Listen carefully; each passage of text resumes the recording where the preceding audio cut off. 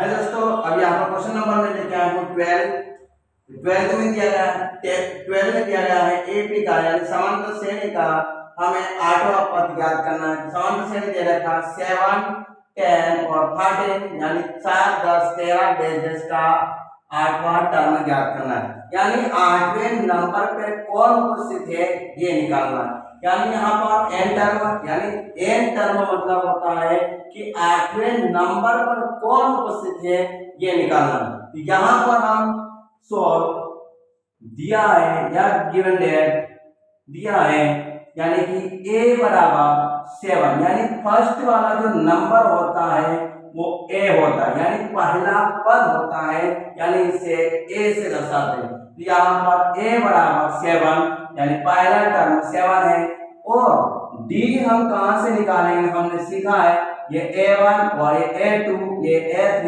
यानी a2 minus a1 यानी 7 10 और 13 यानी पीछे वाले से आगे वाले को घटा देना है।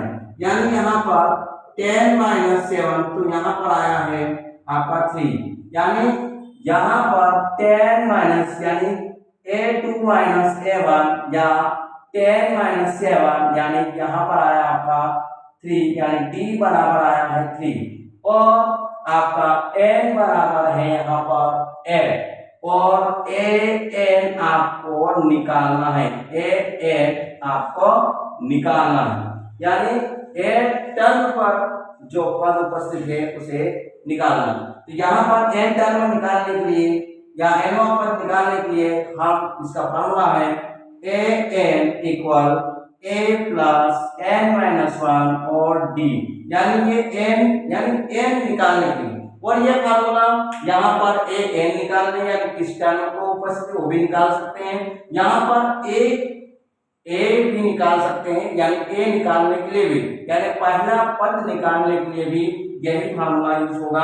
और यहाँ पर n टर्म पर कौन उपस्थित है यानी उस नंबर पे अगर उपस्थित है कि कितने नंबर पे वो उपस्थित है यानी उसका नंबर कितना है वो यानी n नंबर भी निकाल सकते हैं और d यानी डिफरेंस भी निकाल सकते हैं। यहाँ पर समांतर भी निकाल सकते हैं इस फार्मूले यानी यहाँ पर 4 वैल्यू निकाल सकते हैं। यहाँ पर an पे कौन उपस्थित है वो निकालना है और a बराबर यानी पहले पद पे कौन उपस्थित है वो निकालना है और n यानी n टर्म पर वो कौन यानी 45 का किस नंबर पे उपस्थित है वो निकाल सकते हैं और d यानी डिफरेंस कितने का है इनके समांतर श्रेणी का या समांतर श्रेणी का वो निकालना वो भी इसी से निकल सकता है।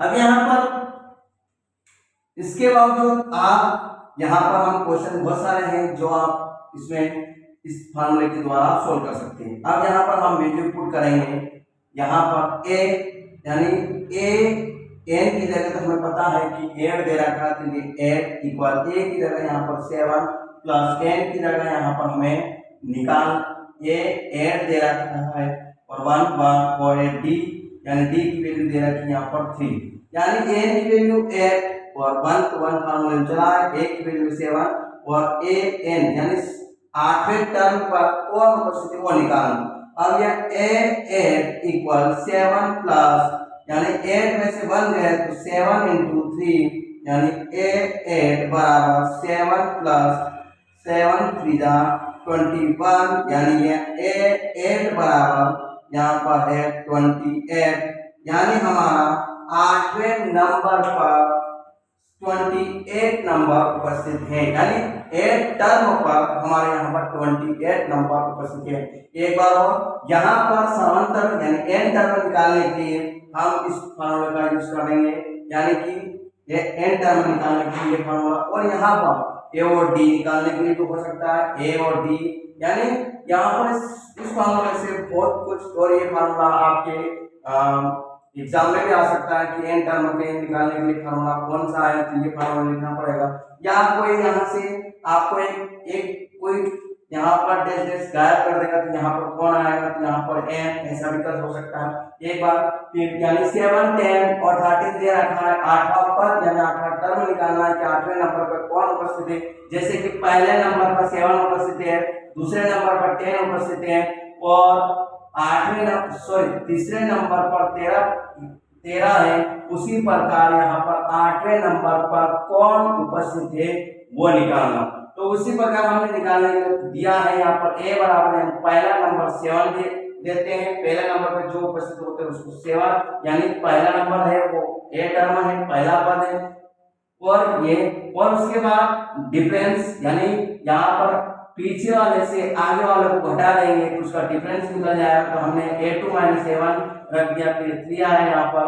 और उसी प्रकार फिर यहाँ पर कौन सा टर्म है 8वां यानी n बराबर यहाँ पर दे रखा 8। अब यहाँ पर a8 यानी 8 टर्म पर उपस्थित कौन उपस्थित है वो निकालना। तो इसके लिए फॉर्मूला लगाया है a8 = a + n - 1 और d। अब यहाँ पर n बराबर 8 दे रखा तो 8 लिख दिया यहाँ पर हमने, a बराबर 7 दे रखा 7 लिखा यहाँ पर, n बराबर 8 है तो 8 लिखा है, फॉर्मूला में 1 है तो 1 और d बराबर हमारे पता चला निकाला हमने तो 3।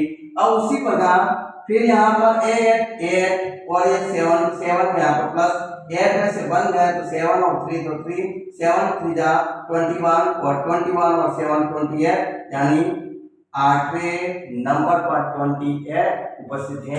यह आसान निकाल सकते हो। अगर फिर भी आपको समझ में नहीं आ रहा है तो आप कमेंट करके जरूर बताइए, मैं इसके अलग मेथड भी निकाल सकता हूँ। Thank you.